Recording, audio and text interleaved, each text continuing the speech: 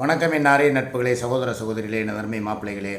இப்போ நான் கிளம்பி கோயம்புத்தூர் போகிறதுக்காக பிளான் போட்டு எல்லாமே எடுத்து வச்சுட்டேன். இங்கே பார்த்துக்கோங்க, இதுதான் என்னுடைய பேக்கு. உங்களுக்கு எல்லாத்துக்கும் தெரியும்னு நினைக்கிறேன். எப்போயுமே ஊருக்கு போனால் இந்த பேக்கு தான் நான் கொண்டுக்கிட்டு போவேன். இந்த பாருங்க, இது வந்து இதுகளில் உள்ளே இருக்கிறது என்னுடைய மாத்திரைகள்லாம், என் மாத்திரை டப்பா. இது கீழே இருக்கிறது பூரா என்னுடைய துணிமணிகள். உங்களுக்கே தெரியும். இந்த பாருங்கள், என் துணிமணி தான், துண்டு எல்லாம், சட்டை கிட்ட எல்லாத்தையும் எடுத்து உள்ளே வச்சாச்சு. பூரா மடித்து, இது மடிக்காத சட்டை ஒன்று, இது போக மீதி பூராமே இந்த இருக்குது, உள்ளக்க இருக்குது துணி. அதை எடுத்து காட்டணுங்கிற அவசியம் இல்லை, இதே தெரியும். ஏன்னா எனக்கு இருக்கிற ஒரே இடம் கோயம்புத்தூர் தான். ஏன்னா அங்கே தான் போனால் வந்து கோவை கார்த்தி இருப்பார். சரின்னு சொல்லி அவர்கிட்ட போகலாங்கிறதுக்காக தான் நான் பிளான் பண்ணி ஒரு கண்ணு காணாமல் போயிடுவோம். அங்கேயே போய் கூட நிரந்தரமாக அங்கேயே ஏதோ ஒரு வேலை, அவருடைய கடையிலேயே மெடிக்கல் ஷாப்பில் கூட ஒரு வேலையை கொடுங்க. நான் கூட ஏதாவது வேறு டெலிவரி பாய் மாதிரி எங்கேயாவது போய் மருந்து மாத்திரையை கொடுக்க சொல்கிறதா இருந்தால் கூட சொல்லுங்கள், நான் போயிட்டு வர்றேன். ஏதாவது ஒரு பிளானை போட்டு அங்கேயே செட்டில் ஆயிடுவோம். இல்லைன்னா அங்கேயே உட்காந்து கூட யூடியூப் வீடியோ போடுறது, இல்லை அந்த எனக்குன்னு ஒரு ரூமு, ஒரு பேச்சுலர் ரூம் மாதிரி இருக்கும் தெரியுமா, அதை மாதிரி ஏதாவது ஒன்று பிடிச்சி அங்கேயே செட்டில் ஆயிடுவோம் அப்படிங்கிற பிளானுக்கு தான் கார்த்திக்கு ஃபோன் பண்ணேன். கார்த்தி இன்றைக்கி அன்ஃபார்ச்சுனேட்லி என்ன ஆகி போச்சுன்னா, அவர் இலங்கையில் இருக்கிறார். மீடியா கேமு கோவை கார்த்தி, அப்புறம் இன்னும் வந்து அவருடைய நண்பர்கள் எல்லாருமே சேர்ந்து, ரகுமானு எல்லோரும் சேர்ந்து இலங்கையில் இருக்காங்க போல். லோக்கல் ஆள் இல்லை. நான் சொன்ன உடனே இந்த மாதிரி விஷயம் நடந்திருக்கு கார்த்தி, பிரச்சனை சீரியஸாக போய்கிட்டு இருக்கு. கொஞ்சம் நேரம் சும்மா இருங்க, நான் வீடியோ போடும்போது தான் உடனே வர்றது வேகமாக. பிரச்சனை போய்கிட்டு இருக்கு அப்படின்னு சொல்லி சொன்னேன். இதுக்கு மேலே அங்கே இருந்து என்னால் இருக்க முடியாது, எனக்கு தன்மானத்துக்கு ரொம்ப இழுக்காகி போச்சு. சின்ன பையன்லேருந்து பெரிய ஆள் வரைக்கும் என்னை வந்து கேவலமாக பேசுகிறாங்க. மன அமைதி இல்லாமல் இருக்கேன். பேசாமல் இங்கே சுமி வீட்டுக்கு போனால் சரி அவள் கூட போய் இருக்கலாம். ஏன்னா நீங்கள் கேட்பீங்க, காலைல அங்கே தானே போனீங்க, வீடியோ போட்டிங்கல்ல, அப்புறம் எதுக்கு அவங்க கூட இருக்க வேண்டியது தானே அப்படின்னா, சுமியோட இது எப்படி போய்கிட்டு இருக்குன்னா, இங்கே இவ்வளோ பிரச்சனை ஓடிக்கிட்டு இருக்கு. இதெல்லாம் விட்டுவிட்டு சுகைலுக்கு வந்து இது போட்டுக்கிட்டு இருக்காங்க, கம்யூனிட்டி போஸ்ட். சுகைல் வந்து யார் போய் இப்போ லவ் பண்ணுறா, அவருக்கு கல்யாணம் ஆக போகுது, அவனுக்கு கருமாதி ஆக போகுது, அவன் நல்லவனா அவன் கெட்டவனா, நீங்கள் என்னையை கேவலப்படுத்தாதீங்க, நான் உங்களை கேவலப்படுத்தலைன்னு சொல்லி சுகைலுக்கு வந்து சப்போர்ட் பண்ணி சால்ரா போட்டுக்கிட்டு உட்காந்துக்கிட்டு இருக்கா. நான் பார்த்தேன், இவளை நம்பி நம்ம வீட்டுக்கு போனோம்னா நடுத்தருவில் தான் நிற்கணும். இவளுக்கு நான் வீடே பிடிச்சி கொடுக்குறது எதுக்காகனா, சரி ரைட்டு, நம்ம ஏதோ இங்கே சண்டை கிட்ட வருது, என் மையன் வீட்டுக்கு போனாலும் அவனும் எங்கிட்டாவது ஈவெண்ட் அங்கங்கன்னு போயிடுறான், சரி நம்ம வீட்டில் போய் தங்கிக்கிறலாம், ஒரு தனி வீடு பிடிச்சி கொடுப்போம் அப்படிங்கிற ஐடியாவில் தான் நான் ஒரு வார்த்தை சொன்னேன். எப்போ அவள் கையிலேருந்து பணத்தை கொடுக்குற மாதிரி அவள் தெரியலை. நான் சொல்கிறதுனா கடவுள் மேலே சத்தியம், இதில் வந்து ஒரு வார்த்தை கூட போய் கிடையாது. நான் பேசிக்கிட்டு இருக்கேன், காலிலேருந்து பார்க்குறேன் கமாண்டில் வந்து மென்டல் பயிலுக கண்டன்ட்டு நொண்டன்ட்டுக்கிட்டு இருக்காங்க வெண்ணையிலா. அவன் ரிமோட்டை இல்லாமடா தூக்கி கண்டன்ட் கொடுப்பாங்க. ஏன்டா கொசுக்கடியில் விடிய விடிய படுக்கிறது கண்டன்டாடா, ஏன்டா எச்சக்கலம் தேப்பயில்களா, நல்லா வாயில் வருது. நானே பிரச்சனையாகி போய் விடிய விடிய தூங்காமல் காலைல அங்கே போய் சரிப்பா இந்த மாதம் நான் எல்லா காசையும் செலவு பண்ணிட்டேன், அவளும் வந்து நகைக்கடைக்கு சீட்டு காசு, அப்புறம் இஎம்ஐ பில்லுகள் எல்லாம் போக என் கையிலேயே 5 ரூபாயோ 3 ரூபாயா தான் இருக்குது. ஒன்று செய்யி, உன் கழுத்தில் இருக்கிற நகையை கொடு, அதை கூட அடகு வச்சு ஒரு 30 ரூபாய்க்கு 50 ரூபாய்க்கே வைப்போம். ஏன்னா 3 பவுனுக்கு இன்றைக்கி உள்ள நிலைமைக்கு இன்றைக்கி ஒரு பவுன் வந்து 1,04,000 ரூபா விற்றுக்கிட்டு இருக்குது. அப்படிங்கும்போது ஒரு பவுனுக்கு 50 ரூபாயாவது கொடுப்பேன். 3 பவுனுக்கு 1,50,000 ரூபா வருது, 50 ரூபா அட்வான்ஸை கொடுப்போம். மீதி 1 ரூபாய்க்கு வீட்டுக்கு தேவையான பொருள் ஜாமான் சட்டு எல்லாம் வாங்கி போடுவோம். போட்டுட்டு நீ தனியாக போவோம், மையன் வீட்டுக்கு கொடுத்ததை நீ கேட்காத, தனிப்பட்ட முறையில் அதை பூரா வச்சு நம்ம குடும்பத்தை நடத்துப்பா, நீ பாட்டுக்கு சமைச்சு சாப்பிடுவோம், பையனுக்கு அச்சுவை பார்த்துக்க, நான் வந்து இந்த பிரச்சனையை முடிஞ்சோடனே நான் வந்துடுறேப்பா அப்படின்னு சொல்லி நான் எல்லாம் சொல்கிறேன். அதெல்லாம் இல்லை, எனக்கு அதெல்லாம் கொடுக்க முடியாது, நீ ஒன்றதான் பாரு, நீ ரூபா கொண்டுகிட்டு வந்தால் வா, இல்லைன்னா நான்லாம் கொடுக்க மாட்டேன், நான்லாம் எடுக்க மாட்டேன், அடகுக்கெலாம் கொடுக்க மாட்டேன். என் புருஷன் கட்டின புருஷன் மேலே ஒரு 1.5 பவுன் நகையை கொடுக்குறதுக்கு அதை வச்சு வாங்கி செஞ்சு தரேன்ப்பா, அடுத்த மாதம் யூடியூப் வருமானம் வந்தோடனே திருப்பி தந்துடுவேங்கிறதுக்கு நம்பிக்கை இல்லை கட்டின பொண்டாட்டிக்கு. சரி, அதை விட்டு இவகிட்ட வந்து என்னுடைய வீட்டோட அவள் என்ன சொல்லி அனுப்பி விட்டா தெரியுமா, இப்போ வரும்போது வீட்டு ஒத்தி பத்திரம், அங்கே நான் இருக்கேன்ல அம்மா வீட்டு ஒத்தி பத்திரம், அந்த ஒத்தி பத்திரத்தையும் நீ வரும்போது வாங்கிட்டு வந்துரு, அவகிட்ட இருக்கிற நகை ஏதாவது ஒன்று வாங்கிட்டு வா, அதை போய் அடகு வச்சு எனக்கு வீடு பிடிச்சி கொடு, என்கிட்ட இருந்து அம்மன் சொல்லி கொடுக்க மாட்டேன் அப்படின்னு சொல்லி அவள் ஒரே பிடிவாதமாக இருக்கா. அவள் ஒரு பக்கம் உட்காந்துக்கிட்டு, இவள்கிட்ட வந்து கேட்டால் என்கிட்டலாம் நகையும் இல்லை ஒன்றும் இல்லை, எங்கள் அம்மாவுக்கு வாங்கின அரப்பு நகைக்கு உண்டான காசையை நான் இப்போ வரைக்கும் கொடுக்காம இழுத்தடிக்கிறேன், எனக்கு இனிமேல் சேர்க்கத்தான் பிடிக்கும், நான் வந்து ஒன்வே மாதிரி திருப்பி நோ என்ட்ரி மாதிரி எனக்குள்ளே கொடுத்துட்டா திருப்பி என்கிட்ட இருந்து எடுக்க முடியாது அப்படின்னு சொல்லி இவன் ஒரு பக்கம் கொடுக்க மாட்டேங்கிறா. சரி 2 பேருமே வேணாம், நீ இப்படி நாசமாக போ, அவளும் எக்கெடுக்கட்டு போட்டோம், எனக்கு தேவையில்லை. நான் பாட்டுக்கு கோயம்புத்தூருக்கு போகிறேன்னு நினச்சி பார்த்தா அவர் இலங்கையில் இருக்காராம், கோவை கார்த்தி. இப்போ நான் எங்கிட்டு போகிறதுன்னு தெரியாமல் ஒரு முழிச்சுக்கிட்டு உட்காந்துருக்கேன்.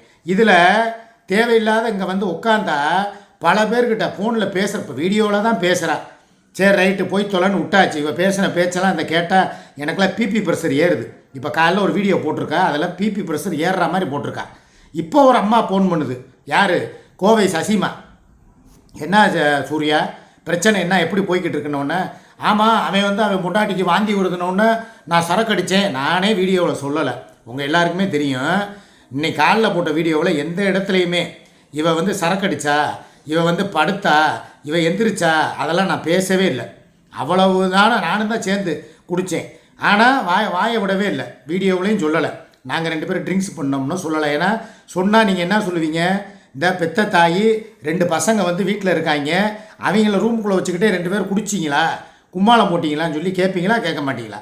அதுக்காகத்தான் நான் வாயை விடாமல் அமைதியாக சரி ரைட்டு இந்த மாதிரி பிரச்சனை. ஏன்னா சண்டை எப்படி வரும், ஒரு நாள் லைவு 9 மணி லைவும் 10 மணி லைவும் வரலைன்னா அதுக்கு முக்கிய காரணம் குடி. அந்த குடினால தான் இவ்வளோ பிரச்சனைங்கிறது உங்களுக்கே தெரியும். நானுமே அவ்வளவு மத்தியானம் சாப்பிட்ருந்தாலும் சாயங்காலம் கரெக்டாக 4:45 எந்திரிச்சேன். 5 மணிக்கு மூஞ்சியை கழுவி பல்ல விளக்கிட்டு போய் டீ பிஸ்கட்டை சாப்பிட்டுட்டு லைவில் வந்து உட்காந்தேன்ல. ஏன் மாமா டல்லா இருக்கீங்க, ஏன் முகம் களைப்பாக இருக்குன்னுலாம் கேட்டிங்கல்ல. நான் ஏதாவது வார்த்தையை விட்டேனா, நான் குடித்ததாவது உங்களுக்கு யாருக்காவது தெரிஞ்சிச்சா? எவ்வளோ தூரம் நான் அதை மெயின்டைன் பண்ணிட்டு போகிறேன். ஆனால் இந்த குடிகார முண்டை என்ன பண்ணுறான்னா, குடித்ததும் குடிச்சிட்டான், நான் வேணாங்கிறேன். என்னமோ வந்துக்கிட்டு நான் தான் 3 கிலோ வாங்கி மீனை வாங்கி ஆவுன்னு தின்னேன்னா இவங்கெல்லாம் வச்சு வேடிக்கை பார்த்தாங்களாம். கடவுள் மேலே ஆணையா சொல்கிறேங்க, நான் சாப்பிடவே இல்லைங்க சோறு. மத்தியானம் வந்து 2 மீனை வச்சு சாப்பிட்டுட்டு பாதி மீன் எடுத்து பிரிட்ஜுக்குள்ளே வச்சாச்சுங்க. வாங்க நான் காட்டுறேன். என்னமோ 3 கிலோ மீன் நான் தின்னேங்கிறாளே, எங்கே தின்ட்டுருக்கு? இங்கே வாங்க, இதெல்லாம் என்னங்க இது? நேற்று வாங்கின மீன் இந்த மசாலா போட்டு அப்படியே இருக்குது, சரியா? இங்கே பாருங்கள், நேற்று வச்ச குழம்பு, இதில் மீன் எம்புட்டு, இதில் ஒரு 3/4 கிலோ மீன், 1 கிலோ மீன் இருக்காதா? இது பூரா நீங்களே பாருங்கள். இவ்வளோ மீன் 1 கிலோ மீன் இருக்காதா? 1 கிலோ மீன் இங்கே இருக்குது, 1 கிலோ மீன் இந்த இருக்குது, இந்த சீலா மீன். இவ்வளோ மீன் இப்படியே இருக்குல்ல, இதை நீ இல்லை. இங்கே வாங்க நான் சொல்கிறேன், இப்போ விவரத்தை சொல்கிறேன், கேட்டுக்கங்க நல்லா. என்னமோ 3 கிலோ மீன் வாங்கினேன்னா உட்காந்து வலித்து நக்குனேன்னா எல்லாமே காலி ஆகி போச்சான். இவன் வீடியோவுக்காக திங்கலை, மீடியாவுக்காக திங்கலை, உண்மையிலேயே இப்படி தான் ஆவுன்னு திம்பானா இப்படி என்னை வீண் பலி போடலாமா? நான் எனக்கு ஏற்கனவே நான் உண்மையிலே இன்னொன்று சொல்கிறேன், என் தலை மேலே சத்தியமாக, என் பப்பு மேலே சத்தியமாக, அங்கே இருக்கிற சாமி மேலே பூரா சத்தியம் பண்ணி நான் சொல்கிறேன், மத்தியானம் நான் சோறு திங்கவே இல்லைங்க. எங்கள் அம்மா மேலே சத்தியமாக வெறும் வயிறு, அப்படியே வயிறு பூரா அந்த குடி எனக்கு சேர மாட்டேங்குது. குடித்தா ஏப்பம் வருது, அஜீரண கோளாறு வருது. நீங்களே லைவில் பார்த்துருப்பீங்க, வேவுன்னு நேற்று ஏப்ப விட்டேன்னா. குடித்தாலே ஆல்கஹால் உடம்புக்கு ஒத்துக்கிற மாட்டேங்குது, கல்லீரல் ஃபால்ட்டாக இருக்குது. நான் இதில் வந்து எப்படி உட்காந்துக்கிட்டு திம்பேன்? நான் சோறு ஒரு பருக்க சோறு வாயில் வைக்கலை. ஆனால் சோறு பார்த்தா நல்லா ஒரு 3 கிளாஸ் அரிசியை போட்டு நல்லா முக்கா இதுக்கு குக்கர், பெரிய குக்கர் நிறையா சோறு வெந்து தான் இருந்துச்சு. நான் போகும்போது நான் ரிட்டன் அங்கேருந்து போயிட்டு வீடியோ போட்டு முடிச்சுட்டு வந்து பார்க்குறேன், குலை பசிங்க. என்னால் இப்போ பசியை அடக்க முடியல. மத்தியானம் சாப்பிடாதுக்கு அதுக்கும் லைவில் உட்காடுறேன், எனக்கு கிருகிருன்னு வருது. வந்து இங்கே பார்க்குறேன், முக்கால்வாசி சோறு காலியாகி போய் கொஞ்சோண்டு சோறு வச்சுருக்காங்க. ஒரு ஆள் சாப்பிட்ற அளவுக்கு தான் சோறு இருக்குது, எல்லாத்தையுமே காலி பண்ணிட்டாங்க, குடும்பத்தோடு தின்ட்டாங்க. தின்னுட்டு போ, வேணான்னு சொல்லலை. என் மேலே பழிய போடாத. நான் தான் வந்து எல்லாத்தையுமே மீன் திங்கிறேன், எல்லாத்தையும் திங்கிறேன்னா சரி. நான் இன்னொன்று கேட்குறேன், நான் சம்பாதிக்கிறேன், நான் சாப்பிட்றேன், உனக்கே எரியுது, ஏன் காசு தானே, நான் வாங்கி போட்ட அரிசி தானே. இப்போ அன்றைக்கி 10 கிலோ அரிசி வாங்கினேன், 777 ரூபா. 1 கிலோ அரிசி 77 ரூபா. அந்த அரிசி கல்யாண புண்ணி, அச்சையா கல்யாண புண்ணி அரிசி 77 ரூபா கொடுத்து வாங்கியிருக்கேன். 10 கிலோ நான் மாத்திரமா திங்கிறேன், நீங்கள் யாருமே திங்கலையா? நான் வாங்கி போடுற பொருட்கள் ஆப்பிள், கொய்யாப்பழம், பழங்கள் எது வாங்கினாலும் மொத்தமாக தானே வாங்கி போடுறேன், எல்லாம் தானே நீங்கள் திங்கிறீங்க. அப்புறம் ஏன் பழைய மாத்திரம் என் மேலே தூக்கி போடுறீங்க? நான் தான் என்னமோ ஆவான்னு தின்னேன்னு. இப்போ தான் நேற்று நான் சாப்பிடவே இல்லை, சாயங்காலம் 7 மணிக்கு மேலே வந்து கொஞ்சோண்டு சாப்பிட்டேன், அவ்வளவுதான். அதுக்குள்ளே எம்புட்டு கேள்விகள் தெரியுமா? கெட்ட கெட்ட கெட்ட கெட்ட வார்த்தைகள். ஒரு அப்பனுக்கு ஒரு ஆத்தாளுக்கு பிறந்தவனாக இருந்தால் நீ வீட்டுக்கு வராத, வீட்டு வாசலை நிப்பாட்டி வச்சுக்கிட்டு பூட்டை போட்டுட்டு வெளியே இருந்து ஏப்பான்னு கத்துனே திறக்க மாட்டேங்கிறான். சரிஞ்சல் வண்டி எடுத்துகிட்டு போகிறேன், திருப்பி ஃபோன் அடிக்கிறான். திருப்பி அங்கேருந்து வர்றேன், பார்த்தா அங்கே வந்தால் என்னை நெஞ்சில் ஓங்கி மிதிச்சா. காலையிலே நான் சொல்லிட்டேன், இவ்வளோ பிரச்சனை ஓடிக்கிட்டு இருக்கு, எதுக்கு நீ வந்துக்கிட்டு என் மேலே பழிய போடுற? சரி பழிய போட்டது கூட ஒரு பக்கம் விடு, என் மேலே நீ என்ன பழிய போடு, நீ என்னை வந்து என்ன வேணாலும் சொல்லு, தின்னி பண்டாரன்னு சொல்லு, இல்லை வந்து வயசில் வந்து மூத்தவன், வயசானவன், கிழவன், உடம்பு பூரா வியாதியஸ்தேன், என்ன வேணாலும் சொல்லு, அதை பற்றி நான் கவலைப்படவே கிடையாது. ஆனால் என் குடும்பத்தையே நீ கரிச்சு கொட்டுற, என் குடும்பத்து மேலேயே அபாண்டமான பழி போடுற. இப்போ அவள் பாண்டிச்சேரிக்கு போயிட்டு வந்தான்னா, பாண்டிச்சேரியில் ஆல்ரெடி வந்து அவளுக்கு ஃப்ரெண்டு ஃபேன்ஸு இருக்காங்க. யாரோ ஒரு டெய்லர் கடைக்கு போகிறா, ஏற்கனவே வீடியோ போட்டிருக்கா, அவர் பேர் கூட எனக்கு யாருன்னே தெரியாது. எவனோ ஒருத்தன் சம்மந்தமில்லாத ஒருத்தன் ஃபோனை போட்டு இந்த மாதிரி வந்து உங்கள் அம்மா வந்து இங்கே மதுரையிலேருந்து பாண்டிச்சேரிக்கு வந்து தங்கியிருக்கு, யார் கூடயோ ஷாப்பிங் போகுது, திருப்பி வந்து நைட்டு வந்து தங்குது. எல்லாம் என்ன பண்ணுவாங்க, நைட்டு தான் எவனாவது வருவேன். ஒரு படுக்கிறவனாக இருந்தாலும் பகலில் வருவானா, ஒரு அடுத்த ஊருக்கு போகிறவன் நைட்டு தான் வந்து தங்கிட்டு காலையில் எழுந்திரிச்சு வெளியே போவாங்க. ஆனால் இவன் அப்படியே தலைகளை சொல்கிறான், பகல் பூரா எங்கேயோ போகிறாங்க, நைட்டு மாத்திரம் உங்கள் அம்மா வந்து இங்கே வந்து தங்கிடுது அப்படின்னு சொன்னானா, அதுக்கப்புறம் வந்து ஷாப்பிங் போயிட்டு வர்றாங்கன்னு சொன்னானா, அவர் போனவர் பேர் பாண்டியன், அவள் வாந்தி எடுத்ததுக்கு காரணம் அந்த பாண்டி தானா? நான் கேட்குறேன், குடும்ப கட்டுப்பாடு ஆப்ரேஷன் பண்ணவளுக்கு வாந்தி வந்து அது எப்படி இருக்கும்? நீ தான் ஏமாத்துறேன், 8 புள்ள கலைச்சேன், 10 புள்ள கலைச்சேன், நான் உனக்காக பண்ணேன்ட. குடும்ப கட்டுப்பாடு ஆப்ரேஷன் நீ பண்ணிவிட்டு உலகத்தையே ஏமாத்தலையா, என்னையே முட்டாளாக்கலையா? இதை விட அவள் என்ன தப்பு பண்ணிட்டா? ஒரு ஊருக்கு போனது போய் அடுத்தவங்க கூட படுத்ததுக்கு தான் போகிறான்னு அர்த்தமா? ஏன் வீண் பலி போடுற? நீ பார்த்தியா? இல்லை பாண்டிக்கிறவன் யாருன்னு தெரியுமா? இல்லை பாண்டிச்சேரிக்கு அவள் காரில் போன தெரியுமா? அவள் எங்கே தங்கியிருந்தாங்கிற ரூம் அட்ரஸ் தெரியுமா? இல்லை யார் ஃபோன் பண்ணாங்கிறவனுடைய தகவல் தெரியுமா? எதுவுமே தெரியாமல் ஒருத்தி பாண்டிச்சேரிக்கு போயிட்டு வந்துட்டா படுக்க தான் போயிருக்கான்னு அர்த்தமா? அப்போ நீ தான் இப்போ 4 இடத்துக்கு போகிற. இப்போ கூட தான் திருச்செந்தூர் போனேன், உன்னை நீ எவன் கூடயே போய் படுத்துட்டு வந்துட்டேன்னு சொல்லி நான் உன்னை சொன்னேனா, பட்டம் கட்டினேனா? இல்லை உன் புருஷன் பாலவிநாயகத்தை வர சொல்லி அங்கே வச்சு எதுவும் நீயா வந்து எதுவும் வேறு அஜால் குஜால் வேலை பார்த்தேன்னு உன்னை எதுவும் சொன்னேனா? இல்லை நான் உன்னை நம்புறேன்ல. அதை மாதிரி தான் இப்போ உன் புருஷன் உன்னை விட்டு தனியாக இருக்கான், அவன் எப்படி இருக்கான், யார் கூட இருக்கான், ஏதாவது உனக்கு தெரியுமா? ஆனாலும் உன் புருஷன் நல்லவன் இப்போ வரைக்கும் நீ நம்புறீல. அதே மாதிரி தான் உனக்கு எப்படி உன் புருஷன் வந்து பெஸ்ட்டோ, இன்ன வரைக்கும் உன் புருஷனை வந்து நீ விடாமல் கைக்குள்ளே வச்சுருக்கியோ, உன் பிள்ளைகளுக்கு ஒரு தகப்பனாக இன்சீலாக வச்சுருக்கியோ, இல்லை நாளைக்கு அவன் கூட போய் சேர்ந்து வாழ்ந்துருவோங்கிற நம்பிக்கையில் இருக்கியோ, அது எனக்கு தெரியாது. எங்கே இருந்தாலும் உன் புருஷன் தானே சொல்கிற. என்றைக்குனாலும் அவங்ககிட்ட நீ பேசத்தானே செய்கிற. என்கிட்ட பட்டும் படாமல் தெரிஞ்சும் தெரியாமல் வெறுப்பில் பேசுகிற மாதிரி இருந்தாலும் தனிப்பட்ட முறையில் நீ அவங்ககிட்ட நல்லா தானே பேசுகிற. ஏன் உன் பிள்ளைய கூட அவன் வீடியோ காலில் பேசுனது இல்லையா? என்ன தான் அவன் இது வரைக்கும் 6 வருஷம் ஆச்சு எனக்கு தெரிஞ்சு ஒரு ஹாஸ்டலுக்கோ ஒரு ஸ்கூல் ஃபீஸுக்கோ இல்லை ஒரு ஸ்வீட்டோ எதுவுமே வாங்கிட்டு போய் கொடுத்தது கிடையாது. சும்மா போவேன், பார்ப்பேன், வருவேன். அப்படி இருக்கிற புருஷனுக்கே நீ இவ்வளோ தூரம் மதிப்பு கொடுத்து மரியாதை கொடுத்து உன் பிள்ளைக்கு தகப்பனாக வச்சிருக்கீல. உன் பிள்ளைய என்றைக்குனாலும் அவங்க தான் வேணும்னு சொல்லி அந்த இதில் இருக்காங்க. அதே மாதிரி தான் நானும்.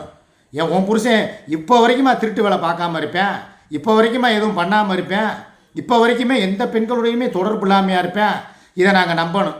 இப்போ நான் திருப்பி அதே பட்டத்தை உன் புருஷனுக்கு கொடுத்தேன்னா உனக்கு வலிக்குமா வலிக்காதா? நீ மாத்திரம் நான் ஏதாவது எப்போ அப்படி சொன்னாலும், ஏப்பா அவன்கிட்ட ஒரு ஆளை செட் பண்ணி வச்சுருக்கானா, ஏதோ ஒரு நர்ஸை கரெக்ட் பண்ணி வச்சுருக்கானா, அந்த பிள்ளை பேர் ஜோதியா, என்னென்னமோ நான் சொன்னேன்ல, எனக்கு தகவல் வந்ததை வச்சு தானே சொன்னேன். அப்பலாம் கிடையாது. என் புருஷன் உத்தமே யோக்கியம் நல்லவேங்கிற. அதே நேரம் இவன் எங்கேயாவது போயிட்டு வந்தால் அவள் போய் படுத்துட்டு வந்துட்டா, அவள் போய் பொழந்துட்டு வந்துட்டா, போய் வந்து கர்ப்பமாயிட்டு வந்துட்டா, வாந்தி எடுக்கிறான். வாந்தி எடுத்தால் உடனே கர்ப்பமா? குடும்ப கட்டுப்பாடு பண்ணவளுக்கு எப்படி வாந்தி வரும்? அவளுக்கு வத்துறது ஒரு ஃபுட் பாய்சன் ஏதோ சாப்பிட்டு ஒரு பித்த வாந்தியாக இருக்கும். நீயே அதை மற்ற வாந்திங்கிற. அப்போ என் பொண்டாட்டியை நீ கேவலப்படுத்திக்கிட்டே இருப்ப, 4 இடத்துல அசிங்கப்படுத்திக்கிட்டே இருப்ப, மக்கள் முன்னால் அவளை வந்து தூத்திக்கிட்டே இருப்ப. இதை இன்னொரு விஷயம், சரி இந்த விஷயம் இருக்கட்டும், நான் மறந்துட போகிறேன், அதுக்கு தான் சொல்கிறேன். அதை நான் பார்த்துக்கிறேன். என் பொண்டாட்டி நல்லவளோ கெட்டவளோ உத்தமியோ பத்தினியோ இல்லை அவுசாரியோ உபச்சாரியோ அதை நான் பார்த்துக்கிறேன். என் குடும்பத்தை நான் பாதுகாக்க எனக்கு தெரியும்.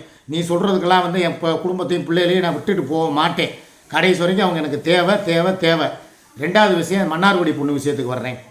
என்னமோ வந்துக்கிட்டு நான் சொல்லித்தான் வந்து இந்த பிரச்சனையெல்லாம் சால்வ் ஆச்சு, நீ வந்து இல்லாட்டினா வந்து நேரம் நீ ஜெயிலுக்கு போயிருப்ப, நீ களி தின்றுருப்ப, உன்னை வந்து தூக்கி லாடம் கட்டியிருப்பாங்க.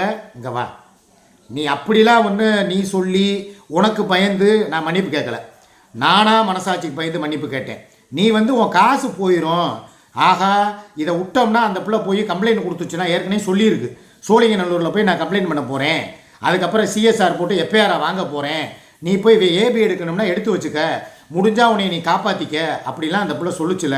நான் என்ன சொன்னேன், எனக்கு பணம் வாங்கினதோ கொடுத்த பணத்தை கொடுத்த வாங்கினதோ எனக்கு பிரச்சனை கிடையாது. என்கிட்ட காசு இல்லாமல் இல்லை, என்கிட்ட இருக்குது, நான் கொடுத்து உன் கடனை அடைச்சிடுறேன், என்னை வந்து தேவையில்லாத வார்த்தைகளை பேசாதப்பா அப்படின்னு சொல்லி தான் நான் முடிச்சு வச்சுருந்தேன். இவ தான் அதில் ஆகா இவன் காசை கொடுக்குறேன்னு சொல்லி இவன் ரோசப்பட்டான்னா நம்மளுக்கெல்லாம் காசு போகும். அந்த ஒரு இதில் வேணாம் நீ மன்னிப்பு கேட்டுரு, நீ அவன் மன்னிப்பு கேட்டுரு தீபா, நீ மன்னிச்சிரு தீபா அப்படி இப்படின்னு சொல்லி இவ்வளோ தூரம் பண்ணது யார்? ஏன் அப்போ உங்ககிட்ட இருக்கிற பொருள் உங்ககிட்ட வந்தால் வரவு, இது உங்ககிட்ட இருந்து திருப்பி போகவே கூடாதா? அப்போ இதில் மாஸ்டர் பிளான் போட்டது யார்? இவ தானே. நான் என்ன நினச்சேன், அப்படி எதுக்கு போய் அந்த காசை வாங்கி எங்கள் அம்மா பேரை எங்கள் அப்பா பேரை கெட்ட கெட்ட வார்த்தைகளை கக்குசில் கழுவி திங்கிறவேன் 5000 ரூபா கொடுக்குறேன்னு சொன்னால் அப்படியே இதை எடுத்து திம்பேன், நரகளை திம்பேன், அம்புட்டு பேச்சையும் நான் கேட்டேன்ல. சரி உனக்கு செலவாயிடக்கூடாது, உன் காசை மிச்சப்படுத்தணுங்கிறக்கா நீ ஒரு பிளானை போட்ட.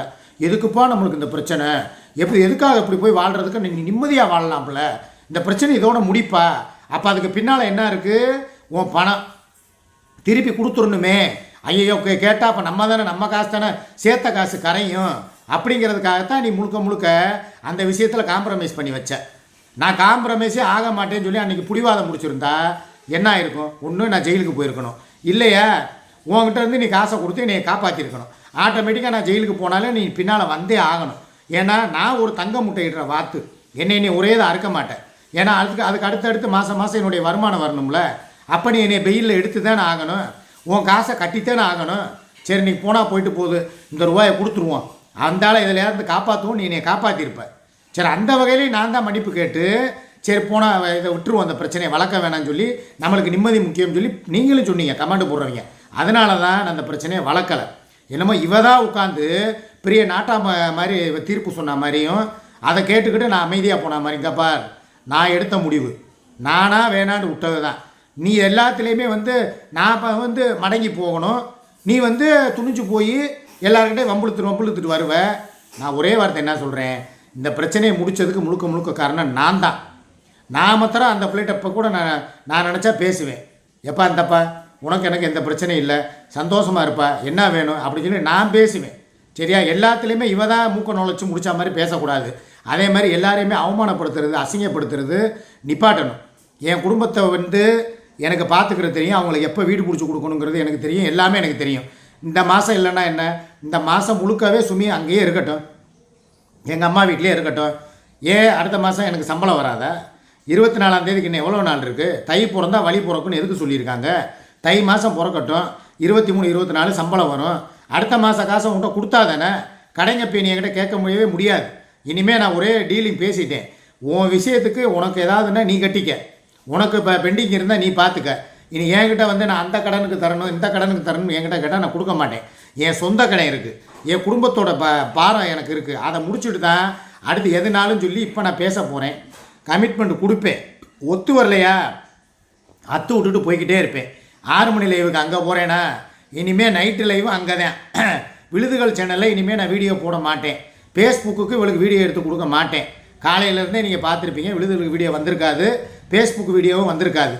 நைட்டு 10 மணி லைவும் சிக்கா மீடியா ஆஃபீஸில் தான் போடுவேனே தவிர இனிமேல் சூர்யா மீடியா ஆஃபீஸில் போட மாட்டேன்.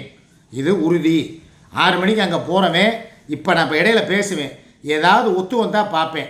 சரி நான் தர்றேன், என் நகையை தர்றேன், கொண்டு போய் அடகு வச்சு உன் குடும்பத்துக்கு ஏதாவது ஒன்று செய்யின்னு சொன்னால் பார்ப்பேன். இல்லையா எனக்கு எப்படி என் குடும்பத்துக்கு செய்யணுங்கிறது எனக்கு தெரியும். ஓகேவா? பாய்.